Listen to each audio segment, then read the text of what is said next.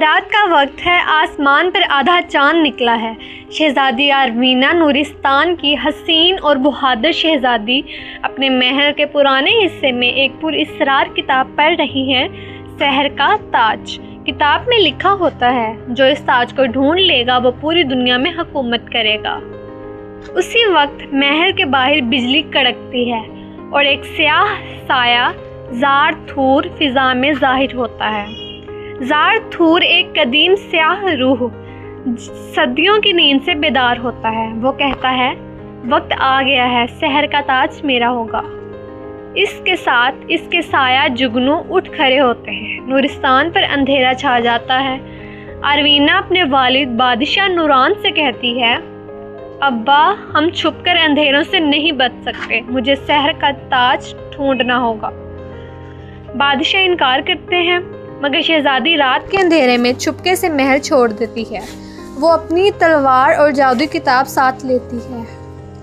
آروینہ ایک جادوئی جنگل میں داخل ہوتی ہے، جہاں درخت باتیں کرتے ہیں اور پتوں سے روشنی ٹپکتی ہے۔ وہاں اس کی ملاقات قائل سے ہوتی ہے، ایک بنجارا جادوگر جو پہلے چور تھا۔ قائل کہتا ہے، تاج کے راستے پر چلو گی تو دل کھونا پڑے گا۔ شہزادی مسکرا کر جواب دیتی ہے، دل کھو کر بھی ہر راستہ پالوں گی۔ یوں دونوں کا سفر شروع ہوتا ہے۔ راستے میں وہ ایک پریوں کے تالاب میں پہنچتی ہے۔ وہاں جادوئی آزمائش ہوتی ہے، صرف پاک دل والا ہی پار ہو سکتا ہے۔ آروینہ اپنی تلوار پانی میں ڈالتی ہے اور پانی جگمگا اٹھتا ہے۔ اس سے ملتی ہے روشنی کی تلوار، جو صرف نیکی کے ہاتھوں میں جلتی ہے۔ قائل حیران رہ جاتا ہے۔ زارتھور آسمان سے اٹھتا ہے، بادلوں میں گھرا ہوا۔ وہ دونوں پر حملہ کرتا ہے۔ قائل زخمی ہو جاتا ہے اور آروینہ اپنی تلوار سے جادو توڑ دیتی ہے، مگر اس کا ہاتھ جل جاتا ہے۔ زارتھور ہنستا ہے، تم تاج نہیں پا سکتی، تمہارے خون میں کمزوری ہے۔ آروینہ کی آنکھوں میں آنسو اور غصہ دونوں بھر جاتے ہیں۔ قائل بتاتا ہے کہ وہ پہلے زارتھور کا شاگرد تھا، مگر اس کے ظلم دیکھ کر بھاگ گیا۔ آروینہ کہتی ہے، پھر تمہیں ایک موقع ملا ہے، اب اپنی روح کو پاک کرو۔ دونوں نے عزم کے ساتھ آگے بڑھتے ہیں۔ وہ ایک قدیم پہاڑی مندر میں پہنچتے ہیں، جہاں سحر کا تاج رکھا ہوتا ہے۔